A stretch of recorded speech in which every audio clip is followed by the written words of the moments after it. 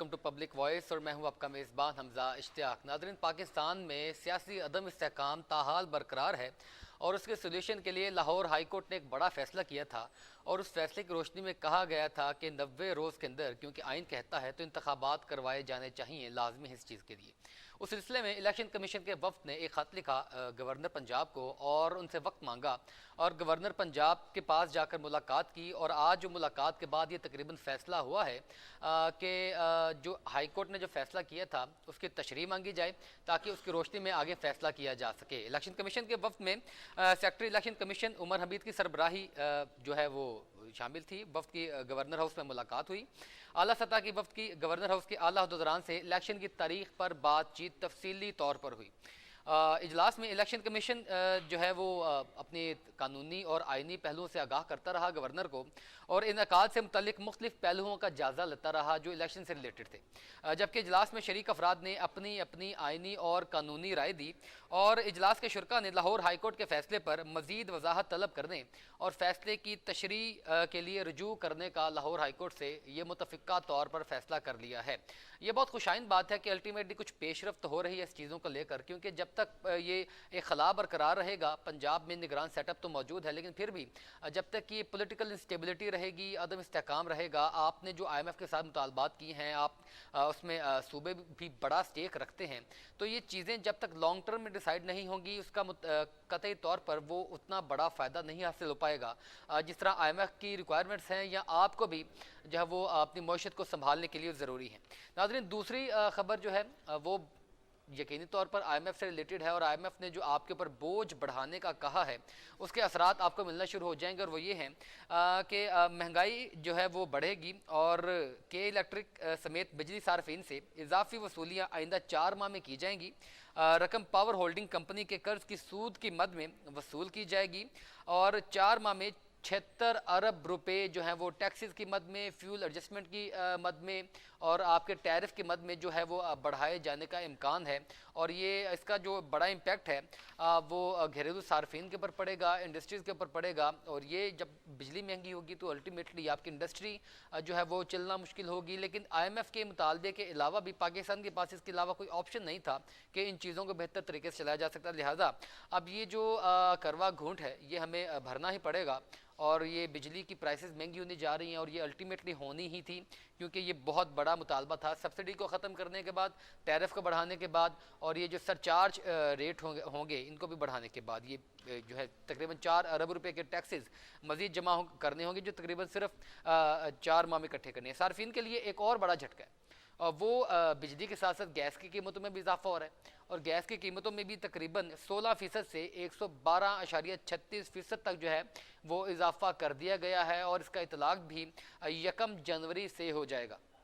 IMF से 1.2 अरब dollar की किस्त का हसूल यकीनी बनाने के लिए इस इकदाम के ज़्यादातर घरेलू और तमाम कैटेगरीज़ के सार्फिन से 3 खरब 10 अरब रुपए के इजाफी टैक्सेस वसूल किए जाएंगे। ये अब यकीनी तौर पर जो आपको गर्दिशी कर्जे ख़त्म करने थे उस सिलसिले में आपने सब्सिडी भी ख़त्म करनी थी। 4100 अरब रुपए के गर्दिशी कर्जे थे हमारे सिर्फ इन 2 शोबों में, एक बिजली के शोबे में और एक गैस के शोबे में। लिहाजा उसको ख़त्म करने के लिए और इसको रेवेन्यू जनरेट करने के लिए जो IMF की नई पॉलिसी है उसका इतलाक भी जल्द अज जल्द जो है वो होने वाला है। वज़ीर ख़जाना इसहाक़ डार की ज़ेर सदारत में ECC के इजलास में 4 माह नवंबर से फरवरी तक ये तकरीबन जो है वो टारगेट को पूरा किए जाने का इम्कान है और घरेलू सार्फिन की बड़ी तादाद से ज़्यादा रेवेन्यू इकट्ठा करने के लिए कीमत के नए तरीकाकार के तहत कम खपत वाले सार्फिन को जो है वो ज़्यादा मुतासर होना पड़ेगा। एक आखिरी खबर वो बड़ी दिलचस्प है, वो ये है कि पाकिस्तान बिजनेस कौंसिल ने तजावीज़ दी हैं इस मईशत के रिलेटेड पाकिस्तान की हुकूमत को, वजारत ख़जाना को, कि ये कुछ तजावीज़ हैं जो बिज़नेस कम्यूनिटी की हैं, अगर इनके ऊपर अमल कर लिया जाए तो बिज़नेस कम्यूनिटी भी खुशहाल हो जाएगी और हम इस जो IMF के डेट है उसको भी कम करने में काफ़ी करीब पहुँच जाएंगे और पाकिस्तान की मईशत को भी संभाल पाएंगे। इन तमाम मौज़ूआत के ऊपर एक ब्रेक के बाद बात करेंगे। नाज़रीन, मेरे साथ रहिएगा। We will be right back after a short break. Stay with अस।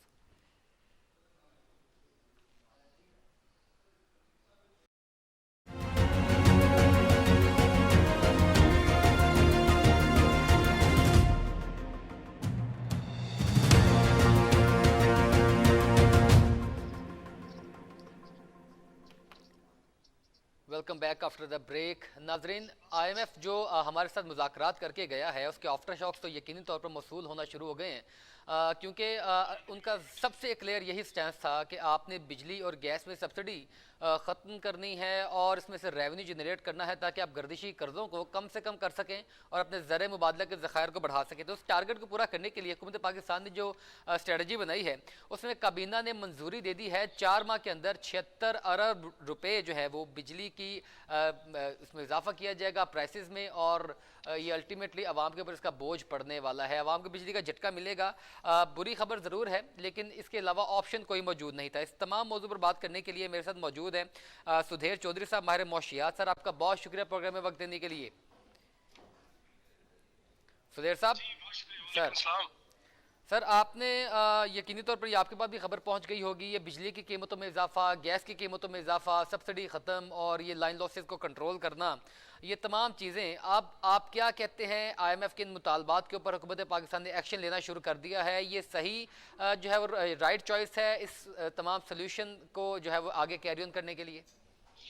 नहीं, ये राइट चॉइस तो नहीं है। इस वक्त जो सूरत हाल है मईशत की, इस वक्त जो सूरत हाल है पब्लिक की, ये समझ लें कि एक तरफ बिजली का बम है, एक तरफ गैस का है, एक तरफ महंगाई का है, एक तरफ पेट्रोल का है। ये सारी चीजें अल्टीमेटली अवाम को मैं नहीं समझता कि वो बगावत की तरफ लेके जा रही। अच्छा देखिए, इस वक्त जो बिजली का पर यूनिट आपको एवरेज है वो 17-18 रुपए पड़ता है, जो कि 23 रुपए तक ले जाने का प्लान है। गैस जो है वो गरीब आदमी जो यूज करता है, चूल्हा जलाता है, उसको भी कम से कम 1000-1200 रुपए बिल आता था। अब गैस की कीमतों में 16% से लेकर 124% तक इजाफा कर दिया गया है। इस इजाफे से मैं समझता हूँ कि अवाम की चीखें निकल जाएंगी। बिल्कुल ठीक। अच्छा बिल्कुल सर, अवाम की चीखें निकल जाएंगी, मैं अवाम की चीखें निकल जाएंगी। हम इस हवाले से अपनी अवाम की भी राय जानते हैं क्योंकि अवाम के ऊपर इसका बराह रास्त असर पड़ना है। अवाम इसके बारे में क्या कहती है उसके ऊपर जो है वो पहले सुनते हैं फिर बात करेंगे। ਜਿਹੜਾ यहाँ साढ़े बारह तो होवन ही ना जी, होवन ਤਾਂ भी फायदा कोई नहीं, ना होवन ਤਾਂ भी फायदा कोई नहीं। तो पेट्रोल है कितने गया, खला आटा लभदा नहीं, मकान कोई किराए ते नहीं मिलते, असं की करिए। साढ़े वास्ते तो जेड़ा यहाँ का अजाब ही है। जैसे हालात जा रहे मुल्क के, इलेक्शन तो ज़रूरी हो गए आजकल, जो होने चाहिए मुल्क की हालात के ज़ेर नज़र इलेक्शन तो बहुत ज़रूरी है। जैसे अब हमारे हालात चल रहे हैं, महंगाई सामानों को छू रही है, हर चीज़ की कीमतें हफ्ते के बाद बढ़ती जा रही है। तो हम चाहते हैं कि अब कोई नया हमारा लीडर आए, जैसे इमरान खान हो गया, हम उसको सपोर्ट करते हैं कि वो आए, हमारा कोई साथ दे इस मामले में। मेरी ज़िंदगी में सर खाना खाना मुश्किल हो गया है, घर वालों के लिए, बच्चों के लिए रोज़ी कमाना बहुत मुश्किल हो गई है। कि जहाँ पे हम मतलब कि एक घर में कमाने वाला होता था तो सारा घर बैठ के खाता था, तो अभी जितने घर के लोग हैं, जितने घर के अफराद हैं, वो सारे कमा रहे हैं, लेकिन घर का मतलब कि खर्चा फिर नहीं पूरा किया जा रहा। बिजली के और गैस के बिल तो आप छोड़ देना, सिर्फ आप खाना ही पूरा कर लेना, घर का जो खर्चा है वो पूरा कर लें, वो बड़ी बात है। देखिए कि पहला मसला है कि जो हमारी अवाम है ना बहुत ज्यादा गरीब है, ठीक है। हुक्मरानों को चाहिए कि महंगाई पे कंट्रोल करें, ठीक है। अगर कंट्रोल नहीं कर सकते तो गरीब अवाम जो है ना वो ये लोड शेडिंग जो है ना महंगाई की, ये बर्दाश्त नहीं कर रही। आटा महंगा है, बिजली का बिल महंगा है, गैस महंगी है, हमारी तर्ज ज़िंदगी यानी बहुत मुश्किल से गुजर रही है। गरीब इंसान जो है ना वो बहुत ज़्यादा इससे मुतासर। लेकिन अवाम भी इस बारे में शदीद गम व गुस्से का इजहार कर रही है और लोग तो ये भी कह रहे हैं कि खाना खाना जो है वो मुश्किल हो गया है। आपने बिजली और गैस के बिल तो फिर अदा करेंगे जब आप तकरीबन अपना खाना पूरा करेंगे, और अगर आप वो भी पूरा नहीं कर पा रहे तो बिजली और गैस तो बहुत दूर की बात है। और अल्टीमेटली अगर हम बिल अदा कर भी देते हैं तो लोड शेडिंग हमारी जो है वो जान को खाए हुए है। ना घर में बिजली आती है, ना हम अपने काम जो है वो सही तरीके से सर अंजाम दे पाते हैं, ना हमारी इंडस्ट्री उस तरीके से चलती है कि रोज़गार मैसर आ सके। जी सुधीर साहब, आप क्या कमेंट करेंगे इस आवाम की राय के ऊपर? बताऊं कि इस वक्त 350 से 450 टेक्सटाइल मिलों में से जो लुमें होती है ना वो बंद हो चुकी हैं। स्पिनिंग मिलें जो है वो ऑलमोस्ट 50% बंद हो चुकी हैं। बेरोजगारी फैलेगी ना। आपकी केमिकल इंडस्ट्री से वाबस्ता 96% इंडस्ट्री है, उसमें से 40% इंडस्ट्री बंद होने के करीब जा रही है या उन्होंने अपने वर्कर्स ले ऑफ कर दिए। बेरोजगारी फैलेगी, आपके बिजनेस ना हो के बराबर है, बेरोजगारी फैलेगी। आपके इस वक्त जो थोड़े लोग लगाते हैं ना, जो आपके रेडी वाहन है, जो कि फल बेचती हैं, सब्जी बेचती हैं, मंडी के अंदर, मंडी के बाहर, सड़कों के ऊपर, लोगों की कुव्वतें खरीदनी है, उनके पास भी जो बिक्री है उनकी कम हो गई है, तो अल्टीमेटली वो उसके इम्पैक्ट किस तरफ जाएगी? सर रेडी बांध से बेरोजगारी याद की आया, तरफ ना। इमरान खान के दौरे हुकूमत में इस्लामाबाद I-10 में रेडी बांध प्रोग्राम में 7 प्रोग्राम हुआ था, वो भी तकरीबन जो है वो उसको इंक्रोचमेंट की मद में तमाम जो है वो गिरा दिया गया कि नाजायज जी बिल्कुल, नाजायज उसको जमीन के लपेट ऊपर। दिया गया, उसको लपेट दिया गया है। आप देखिए कि पनाह गाहों के अंदर अब लोगों को उस तरीके से नहीं रखा जाता जिस तरीके से इमरान खान के दौर में था। अब देखिए कि सेहत लेकिन कार्ड खान का साहब ने भी तो कोई ऐसा मैकेनिज्म, खान साहब ने की फेवर नहीं कर रहा, लेकिन मैं आपको ये सर कोई ऐसा जरूर बताऊंगा मैकेनिज्म कोई कि भी जिस हुकूमत नहीं तरह बना कोरोना सकी। अंदर- जिस तरह कोरोना के अंदर पीटीआई की हुकूमत ने परफॉर्म किया, अगर ये कोरोना का दौर नून लीग के दौर में आता, यकीन करें पाकिस्तान की आबादी शादी रह जाती। अच्छा सर, अल्टीमेटली आप चले पॉलिटिकल हम बात उस तरीके से नहीं करेंगे, लेकिन इम्पोर्टेंट ये है कि अब ये IMF ने जो हमारे ऊपर मुतालबात मुसल्लत किए थे, उन मानना तो हमें सर तस्लीम खम करना पड़ना था, कोई ऑप्शन मौजूद नहीं था। तो क्या किया जाता अगर टैक्सेस बढ़ाया ना जाती है? 76 अरब रुपया जो 4 महीनों में क्या करना है, काबीना ने मंजूरी दी है, इसके अलावा ऑप्शन भी क्या था, कर क्या सकते थे? देखिए मैं पहले भी कह चुका हूँ, इस मुल्क के अंदर 400 अरब डॉलर की सिर्फ जमीनें हैं और आपकी टोटल जीडीपी जो है वो सिर्फ और सिर्फ 300 अरब डॉलर की है। मैं पहले भी कह चुका हूँ, आपको बहुत ज्यादा दूर जाने की जरूरत नहीं है। ये सफेद हाथी है, रेलवे है, वापडा है, आपकी कॉर्पोरेशन है, आपकी PIA है, आपकी स्टील मिल है, जो बड़े इदारे हैं आपके, आप इनको पे क्यों रखा हुआ है? इनको क्यों अपने सर के ऊपर आपने लाइबिलिटीज रखी हुई? आप इनको बेचें, इनके पैसों से अपना कर्ज उतारें। सर आपकी बात को IMF भी इंडोर्स करती है और वो भी प्राइवेटाइजेशन की बात कर रही है और हुकूमत पाकिस्तान ने इस मुतालिक वर्क भी शुरू कर दिया, लेकिन फौरी तौर पर तो ऐसा नहीं किया जा सकता ना, मुमकिन नहीं है। तो फौरी तौर पर आपने इस गैप को क्लियर करना है, आपने गर्दिशी कर्जों को खत्म करना है, कम करना है, मिनिमाइज करना है, तो उसके लिए आप सबसे बेहतरीन ऑप्शन उनके पास यही होगा ना जो टेबल पर मौजूद है। नहीं, लेकिन आप देखिए कि उससे आप इस्तेफादा क्या कर रहे हैं। IMF आपका प्रोग्राम रीशेड्यूल कर रहा है और अभी आपको फौरी तौर पे 1.2 बिलियन डॉलर की ट्रांच दे रहा है। उसके अगेंस्ट आप इंटरनेशनल मार्केट में जाइए और अपना एक बॉन्ड जो है वो मुतारफ करा देंगे, उस बॉन्ड से आप पैसे इकट्ठे करिए। लेकिन बात यह है कि वो कितनी देर चलेगा? ये जो 2 अरब डॉलर, जो 4 अरब डॉलर आपको UAE दे रहा है, वो आपको इमदाद दे रहा है, वो कितनी देर चलेगा? भाई आपकी एक महीने की जो पे बैक है वो 1 अरब डॉलर से ऊपर है। आप हर महीने पे बैक कर रहे हैं, सूद की मद में वो 60-70 करोड़ डॉलर है। आपकी जो लेकिन सर IMF का मामला सिर्फ 1.2 बिलियन डॉलर तक नहीं है ना। अगर IMF हमें ग्रीन सिग्नल दे देता है तो हमारे जो दोस्त ममालिक हैं और दीगर ममालिक हैं वो पाकिस्तान में फिर एतमाद उनका बहाल होगा, वो भी पाकिस्तान में सरमायाकारी करेंगे या पैसा देंगे, याद करेंगे इस हवाले से, कोई भी हमें कर्ज देंगे। तो IMF के इस प्रोग्राम की वैल्यू तो थी अपनी जगह पर, ये बात सिर्फ 1.2 बिलियन डॉलर की नहीं है। IMF एक बेंचमार्क है, उस बेंचमार्क के ऊपर ममालिक आपकी तरफ आएंगे, लेकिन देखना ये है कि वो दोस्त ममालिक जो कर्जा दे रहे हैं फिर उसके ऊपर कर्ज चढ़ेगा, वो भी तो आपने वापस करना है ना। थोड़ा टाइम आपको मिल जाएगा, कर्ज वो आपने वापस करना है। दूसरी तरफ जो इन्वेस्टमेंट की आपने बात की, 100 अरब डॉलर की इन्वेस्टमेंट की बात करता है, वो 10 अरब डॉलर एक साल में नहीं आ जाना। अरब डॉलर 5 साल का एक प्रोजेक्ट है। उस प्रोजेक्ट के अंदर पहला साल 2024 में शुरू होगा। अगर उनका वो पूरा प्लान उसी तरह अमल दरामद वो चाहते हैं उस तरह होगा तो वो 2024 के अंदर आके वो लैंड करना शुरू करेगी। लेकिन यहाँ पे इशू क्या है? यहाँ पे कंपनी प्रॉफिट मार्जिन ले रही है और इस मुल्क से बाहर लेके जा रही है, वो डॉलर्स की। तो बात अकाउंटेबिलिटी पर आ गई ना, इतने चेक एंड बैलेंस नहीं हुकूमत को। क्योंकि कल भी हम कर रहा था, उसमें भी ये बात है कि आप प्राइवेटाइज कर दें इन सफेद हाथियों को और इसके ऊपर एक ऐसा मैकेनिज्म बनाएं जो चेक एंड है, जो हुकूमत की जो है वो शैडो में रहे, जो चेक एंड बैलेंस करे। आप प्राइवेटाइज करें और हुकूमत सिर्फ चेक एंड बैलेंस करे ताकि मामला को बेहतर तरीके से चलाया जा सके। लेकिन हुकूमत के चेक एंड बैलेंस की आती है तो अकाउंटेबिलिटी का मसला बनता है, जो पाकिस्तान से बड़ा बुनियादी मसला है। अकाउंटेबिलिटी तो सर हमारे पाकिस्तान में बिल्कुल सीरियस जो है वो जा रही है ना। बिल्कुल मैं एग्री करता हूँ, अकाउंटेबिलिटी नहीं है, सबसे बड़ी बात है आपके पास डाटा ही नहीं है।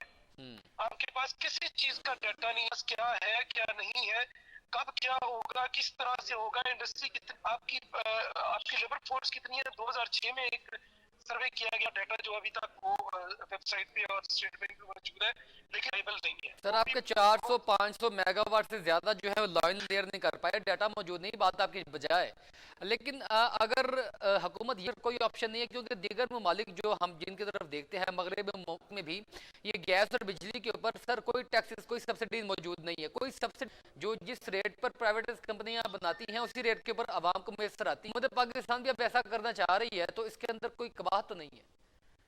बात आपकी ठीक है, मैं इससे बिल्कुल एग्री करता हूं, लेकिन बात यह है कि जब तक आप प्रोडक्शन नहीं बढ़ाएंगे तब तक आप आगे नहीं बढ़ सकेंगे। आप इसी तरह सहारों के ऊपर ही चलते रहेंगे, और मेरा ख्याल है कि हमारे पॉलिटिशियन चाहते हैं और इस मुल्क को चलाने वाले भी यही चाहते हैं कि ये मुल्क बनना हो और अपना सहारा खुद ना बने। आप देख लें हमारी पॉलिसीज उस तरफ जा रही है, आपकी 70% एग्रीकल्चर है। एग्रीकल्चर का क्या है, जीडीपी के अंदर 21% ओनली, और ये कभी 20% होता था, 4% वो भी कम हो गया है। तो इस तरह ओवरऑल आप किसी भी चीज में तरक्की नहीं कर रहे, आप डिक्रीज हो रहे हैं, और इस कदर नीचे चली गई है कि अब ये हालत हो गई है कि हमारे पास सामान खरीदने के लिए जो सोल्यूशन वापस सुधीर साहब, करने के लिए पैसे नहीं है। सोल्यूशन तो और क्या है ना कि देखा आप जो रिपोर्ट है टारगेटेड कि सब्सिडी लगाएं और टारगेटेड टैक्सेस लगाएं। टैक्सेस और टारगेटेड सब्सिडी के लिए गैस और बिजली के शोबों में कैसे आप जो है वो करेंगे, क्या मैकेनिज्म बनाएंगे? आपकी जो रेमिटेंस आती थी पिछले महीने वो $2 अरब से $4 करोड़ थी, इस दफा वो $1 अरब 90 करोड़ रह गई है। आप अंदाजा कर लें कि जो आपके अपने पाकिस्तानी भाई दूसरे मुल्कों में बैठे सर वो तो पॉलिटिकल नहीं है ना, वो ये गैर यकीनी की सूरत हाल है। सुधीर साहब, एम्बेसी के अंदर सुधीर साहब आपकी बात, लेकिन वो गैर यकीनी सूरत हाल है ना पाकिस्तान में। पॉलिटिकल इंस्टेबिलिटी ऐसा है, पॉलिटिकल इंस्टेबिलिटी या गैर यकीनी सूरत हाल, या चलें किसी किस्म की वजह से पाकिस्तान में ऐसा हुआ है। लेकिन अल्टीमेटली सर सोल्यूशन में आपसे मेरा आपसे ये है कि अब हुकूमत पाकिस्तान बार बार ये बात करती है, आप ये बात कर कि हमने जो है वो टारगेटेड टैक्सेस की तरफ जाना है और टारगेटेड सब्सिडी, क्योंकि इसमें जो घरेलू सार्फिन सबसे ज्यादा मुतासिर हो रहे हैं, तो घरेलू सार्फिन को तो टैक्सेस चाहिए। कौन से ऐसे शोबों के ऊपर, कौन से ऐसे जो है वो डिपार्टमेंट्स के ऊपर ज्यादा टैक्सेस लगाए जाएं ताकि हम मैनेज कर सकें इन तमाम चीजों को? मैं जो है इस सवाल का जवाब आपसे ब्रेक के बाद लूंगा, मेरे साथ रहिएगा। We will be right back after a short break, stay with अस।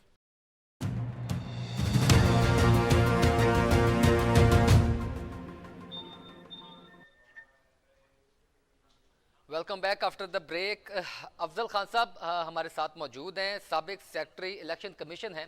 इन्होंने भी हमें प्रोग्राम में वक्त दिया। सर आपका बहुत शुक्रिया। आपसे मैं यकीनी तौर पर जो इलेक्शन का क्वेश्चन है बड़ा इंपॉर्टेंट है, पाकिस्तान की आवाम की बहुत ज़्यादा दिलचस्पी है, और पाकिस्तान के सबसे बड़े सूबे का स्टेक जो है वो इस वक्त हैंगिंग जो है इन द एयर है, तो उसको डिस्कस करेंगे आपके साथ। लेकिन सुधीर चौधरी साहब माहिर मौशियात मेरे साथ मौजूद है। सर मैं आपसे उसी सवाल का जवाब देना चाहूँगा जो ब्रेक से पहले था, कि अब टारगेटेड सब्सिडी और तरफ हमने जाना है। ये हुकूमत पाकिस्तान भी कहती है, IMF भी कहता है, यार कोई किन शोबों को first of all first category में टारगेट किया जाना चाहिए? जी बिल्कुल, मैं इस पर इत्तेफाक करता हूँ। ऐसे शोबे जो कि टैक्सेस से बाहर हैं वो अंदर लाना पड़ेगा। अगर आप उनको टैक्स के अंदर नहीं लाते, आपने कंपनी इस वक्त रजिस्टर्ड की हुई है जो टर्म इस वक्त मौजूद है, उनके ऊपर अगर आप बोझ बढ़ाएंगे तो एक वक्त आए जब ये अपने सर पे उठाया हुआ बोझ उतार फेंकेंगे, इनकार कर देंगे। तो ऐसे वक्त से बचा जाए, उन लोगों को, उन उन उन इदारों को जो बाहर हैं और इस मुल्क के ऊपर जौ की तरह चिमटे हुए हैं, उनके उतार के उनसे टैक्स वसूल करना चाहिए। एग्री प्रोड्यूस एक इतना बड़ा सेक्टर है जिससे आपको बहुत सारा रेवेन्यू मिल सकता है, उसके ऊपर आपने बड़े तरीके से टैक्स लगाना है ताकि आपकी रेवेन्यू भी बढ़े। इस तरह ये तरक्की करता हुआ ये सेक्टर भी, ये दोनों चीजें आपने देखनी है। ऐसा नहीं करना कि किसी सेक्टर के ऊपर आप टैक्स लगाए तो जो है ना वो खत्म हो जाए और बजाय आपको लेने के देने पड़ जाए। अच्छा सर, ये पॉलिटिकल इंस्टेबिलिटी की किस हद तक इन्वॉल्वमेंट है सारे मामले में? नहीं सर वैसे इकोनॉमी की बात करते हैं, इकोनॉमी की ओवरऑल इस्तेहकाम का है। हमारी जो वो हर आने वाली हुकूमत उसको या तो चेंज कर देती है या फिर मैं इस पे जोर दूंगा, जैसे कि फेडरेशन और चैम्बर ऑफ कॉमर्स ने कहा है, वो ये कि एक मिसाकी बिल्कुल ठीक उस मिसाकी इकोनॉमी के ऊपर 20 पाकिस्तान बिजनेस काउंसिल भी ये बात कर रहा है कि हमें मौशी इस्लाहात पर इत्तेफाक करना चाहिए। रोड में चलते रहेंगे तो रोजगार भी बढ़ेगा, इंडस्ट्री भी। सर वो रोड मैप में ये भी कहते हैं कि इलेक्शंस में कभी मौशी इमरजेंसी लगानी चाहिए और इलेक्शन को पोस्टपोन करना चाहिए। ये फुल आंसर कीजिएगा। मैंने अफजल खान साहब के पास जाने फिर आपके इस क्वेश्चन को लेकर। नहीं समय ताखीर करनी चाहिए। हाँ। इलेक्शन में ताखीर करेंगे तो इससे जो एक अवाम के अंदर पाई जाने वाली बेचैनी है वो बढ़ेगी। मौजूदा हुकूमत डिलीवर करने में मुकम्मल तौर पर नाकाम हो चुकी है। इमरान खान के दौर को याद करते हैं अब लोग जो एक आमिर था परवेज मुशर्रफ के। तो मैं आपको बताऊं इस वक्त इलेक्शन वक्त की जरूरत है, बिल्कुल डिले नहीं करना चाहिए। बिल्कुल ठीक, मैं आपकी इसी बात को लेकर मैं पास जाऊंगा। आपने बात की है कि इमरान खान साहब के दौर में कुछ बेहतरी थी सर, ये सारी बारूदी सुरंगें उन्हीं की बिछाई है ना, ये मौजूदा हुकूमत ये बात कर रही है।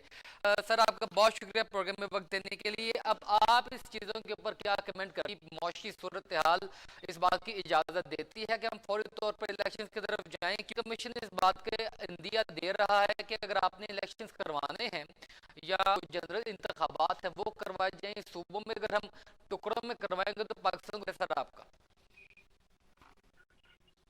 ये है कि पॉइंट ऑफ व्यू है, आप थोड़ा सा उस पर रिव्यू करें।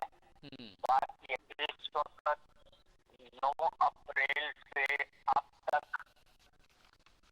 सोशल स्टेटस के तौर पर दुनिया के नक्शे ऊपर गया है या नीचे गया है वो आपको अच्छी तरह मालूम है। IMF ने कहा कि आपको हम कर्जा भी तब देंगे जब हमें इमरान खान इंश्योरेंस दे। लेकिन तो बात यह है कि इस वक्त जब तक इकोनॉमिक स्टेबिलिटी और अखाप है सर, सबसे पहले इंतखाबात होंगे। और ये सिर्फ नहीं कहता है, ये आईन कहता है सीट खाली हो गई है उसको फौरन लाड अंदर रखकर इसके बाद ये नॉट लेटर देन 90 डेज में यही सूरत हाल है। बात सुने सर मैं इसको एड ऑन करने लगा था ना, मैं आपकी ज्यादा ओपिनियन चाहता हूँ आपसे। ये बारूदी सुरंगें किसने बचाई पाकिस्तान के खिलाफ बिछाई है, अल्लाह उसको तबाह बर्बाद करे है। पाकिस्तान के अवाम में उनकी जीरो की अहमियत है और ये लोग इलेक्शन से भाग रहे हैं इसलिए कि उनको जमान से जबरदस्त हो। अच्छा तो सर अब ये इलेक्शन कमीशन है गवर्नर हाउस में और जाकर मुशावरत हुई है और अल्टीमेटली फैसला जो है हाई कोर्ट के फैसले के ऊपर नजरसानी फरमाई जाए ताकि हम तशरीह तनाजुर में बात कर रहे हैं इलेक्शंस करवाने की, क्योंकि अभी हालात ये लग रहे हैं कि गवर्नर हैं इलेक्शंस की डेट अनाउंस करने के ऊपर। इसके ऊपर आपके क्या कमेंट्स हैं?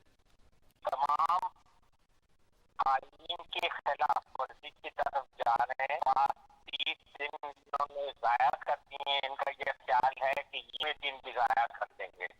लेकिन मैं आपको बता दूं कि आईन में कहा हुआ है कि जब असेंबलियां डिसॉल्व होती हैं तो उसी डेज के अंदर नॉट लेटर देन 90 डेज ये लोग जानों से खेल रहे हैं।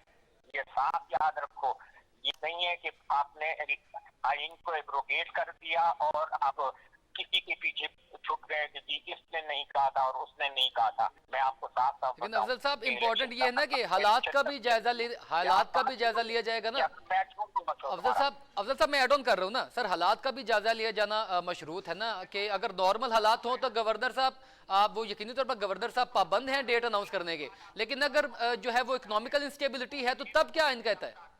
आता हुआ था जब बेनजीर भुट्टो को शहीद किया गया था और ईरान में जब पूरी पार्लियामेंट को उड़ा दिया गया था और अभी तुर्की में जितना बड़ा जिलजिला आया है और मई में उनके इलेक्शन है और वहाँ पे मई में इलेक्शन होने जा रहे हैं, तो आपके हालात कहाँ हैं? आपके हालात अलबत्ता सियासी हालत आपकी खराब है, आप मुकाबला नहीं कर सकते, आप धांधली के बावजूद भी नहीं जीत सकते, इस वजह से आप इलेक्शन से भाग रहे हैं। लेकिन ये ठीक है, आपका स्कूल ऑफ थॉट आपकी थॉट जो है वो बिल्कुल ठीक है।